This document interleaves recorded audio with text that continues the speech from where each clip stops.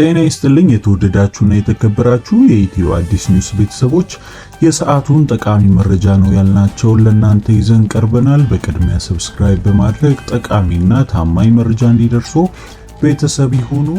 ዛሬ 9 የላቦራቶሪ ምርመራ ተደርጎ አንድ ሰው በማርበርግ ቫይረስ መያዙን ተገልጿል። የፖለቲካ ፓርቲዎች ከኦሮሚያ ክልላዊ መንግስት ጋር ለመወያየት ጥያቄ አቅርበዋል ተብሏል።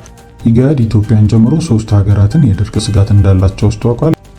የ10 ዓመት ታዳጊ በነብር ተበልቶ ሞቶ መገኘቱን ፖሊስ አስታውቋል። የዩኒቨርሲቲ ተማሪዎች የ3ኛ ዓመት ትምህርታቸውን ሲያጠናቅቁ ለ1 ዓመት የማስተማር አገልግሎት እንዲሰጡ የሚያስገድድ መመሪያ በ2019 ትምህርት ዘመን ተግባራዊ ይሆናል ተብሎ ይጀመራል መባሉ መዘገቡ ይታወሳል።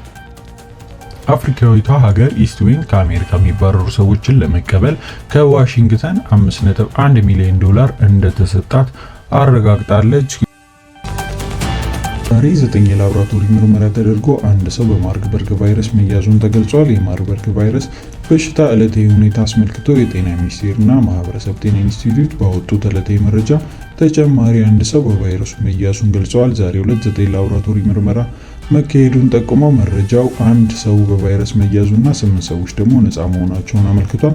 በሽታው ከመከሰቱ አንስቶ እስካሁን ድረስ 26 ላቦራቶሪ ምርመራ የተከናወነ ሲሆን ከቫይረሱ ግን 4 ሰዎች ላይ መገኘቱን በላቦራቶሪ ተረጋግጧል ተብሏል። ወደ ሐዋሳ በተሰማ ዜና ደግሞ በማርበርግ ቫይረስ ምክንያት በሐዋሳ ሪፈር ሆስፒታል አንድ ሰው ሕይወት አልፏል እየተባለ ነው። ባለፈው ሳምንት በጂንካ ከተማ እንደተገኘ ይፋ የሆነው ይህ የማርበርግ ቫይረስ ስርጭት እንዳይስፋፋ በጤና ሚኒስቴር በኩል የተለያዩ እርምጃዎች እየተወሰደ ይገኛል።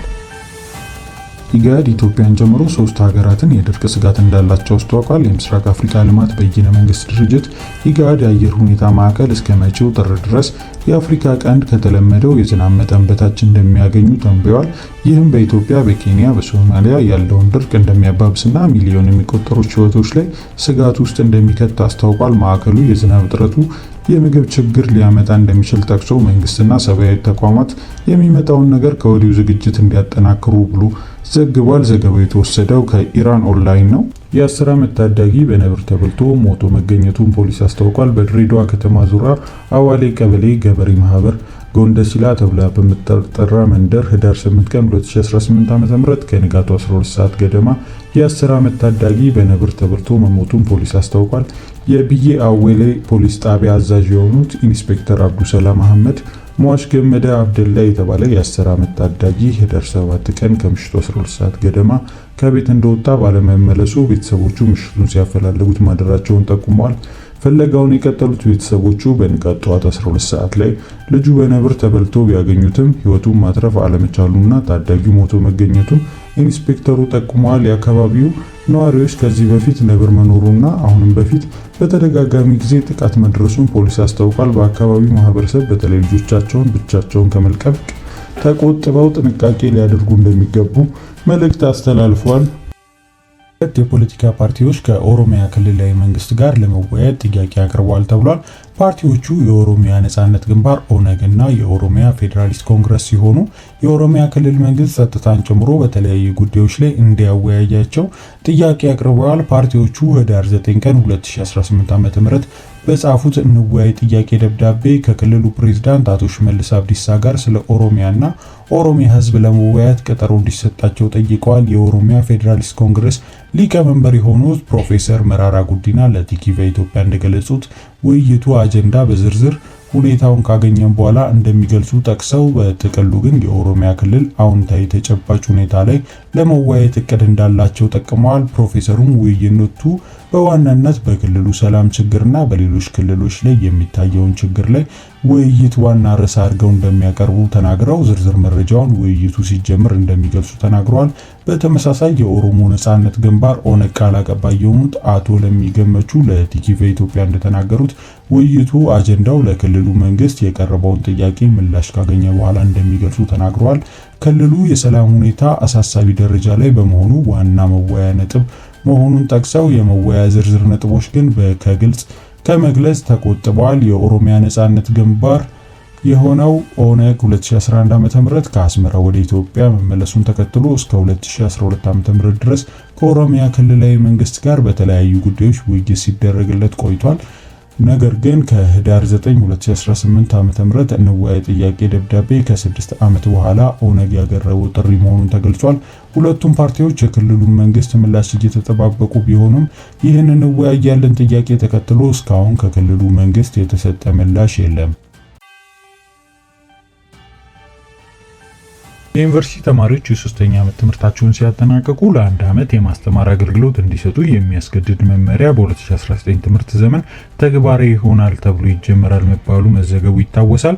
ውሳኔው በሚመለከት ለምክር ቤት አባላት ያቀረቡትና ያብራሩት የትምህርት ሚኒስቴር የሆኑት ፕሮፌሰር ብርሃኑ ነጋ ለመምህራን የሚቀርበው ጥቅማጥቅምና ደሞዝ በቂ ስላለመሆኑ ለመምህራን እጥረት ምክንያት እንደሆነ አስረድተዋል። ይህንን አዲስ የመምህራንና በቂ ሁኔታ ለማፍራት አስቸጋሪ እንዳደረገው ገልጸው ይህንን ለመቅረፍ ዩኒቨርሲቲ ተማሪዎች ለአንድ ዓመት የማስተማር አገልግሎት ሲሰጡ የበለጠ ትምህርታቸው ሙያ ፍቅር ያጎለብታል እንደሚችሉ በመግለጽ ተከትሎም ጉዳዩ የሚመለከታቸው ዩኒቨርሲቲ ተማሪዎች ዘንድ ውሳኔው ከፍተኛ ቅሬታ ፈጥሯል እየተባለ ነው። ጉዳዩ ከተሰማበት ቀን አንስቶ በተለያዩ ሀገራት ዩኒቨርሲቲ መነጋገሪያ የሆነው ይህ ውሳኔ በአንዳንድ ዩኒቨርሲቲ ተማሪዎች ተቃውሞ ለማሰማት ሰልፍ ማድረጋቸውን እየተገለጸ ይገኛል። ቴክቫ ኢትዮጵያ በርካታ ዩኒቨርሲቲ ተማሪዎች ስለ ጉዳዩ በማነጋገር እንደተረዳው ጉዳዩ ሚዲያ ላይ ከሰማነው በቀር በአሁኑ ሰዓት የሶስተኛ ዓመት ትምህርታችንን በመከታተል ላይ የሚገኙ ተማሪዎች በሚቀጥለው ዓመት የማስተማር አገልግሎት ስለመስጠታቸው ከዩኒቨርሲቲው በኩል የተገለጸላቸው ነገር አለመኖሩን ተናግረዋል። ከሐዋሳ፣ ከባህር ዳር፣ ከወለጋ፣ ከአምቦ፣ ከወላይታ ሶዶ፣ ድሬዳዋ፣ ሐዋሳ፣ ደብረ ብርሃን እንዲሁም አርባ ምንጭ ዩኒቨርሲቲዎች ያነጋገራቸው ተማሪዎች ጉዳዩን በመደናገጥ መስማታቸውን ገልጸው ውሳኔው ግራ አጋቢ ነው ሲሉ ገልጸዋል። ቃላቸውን የሰጡት ዩኒቨርሲቲ ተማሪዎች ውሳኔው እንደሰሙበት ከተረዱበት ጊዜ በተለያየ አካባቢ ያለውን የሰላም ሁኔታ እንዲሁም ከትምህርት ቆይታ ርዝመት አንጻር በማቅረብ ጉዳዩ ተቀባይነት የለውም ሲሉ ገልጸዋል።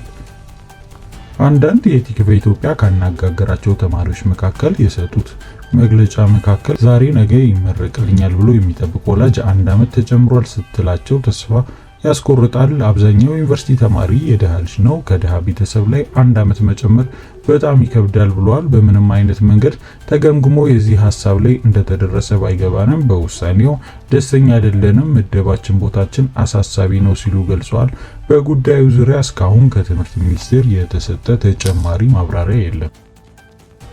አፍሪካዊቷ ሀገር ኢስትዌስት ከአሜሪካ የሚባረሩ ሰዎችን ለመቀበል ከዋሽንግተን 5.1 ሚሊዮን ዶላር እንደተሰጣት አረጋግጣለች። የደቡብ አፍሪካዊቷ ሀገር ኢስትዌስት መንግስት ፕሬዝዳንት ዶናልድ ትራምፕ ስደተኞች ላይ እየወሰደ ባሉት ጠንካራ እርምጃ ምክንያት ከአሜሪካ የሚባረሩ ሰዎችን ለመቀበል ከትራምፕ አስተዳደር 5.1 ሚሊዮን ዶላር መቀበሉን አረጋግጧል። በንጉሳዊ የምትመራው ኢስትዌስት ሶስተኛ ንጉሳዊ አገዛዝ የምትመራው ኢስትዌስት ከአሜሪካ የሚባረሩ ስደተኞችን ለመቀበል ከትራምፕ መንግስት ጋር ስምምነት መድረሷን የመብት ተሟጋቾች ቡድኖች ከፍተኛ ወቀሳ አስነስቷል እየተባለ ነው።